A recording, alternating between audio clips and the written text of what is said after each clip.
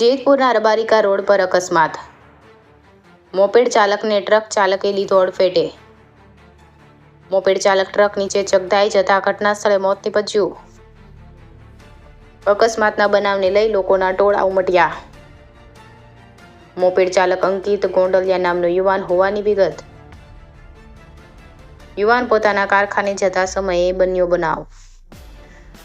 Report Dhaval Sitara, Jetpur.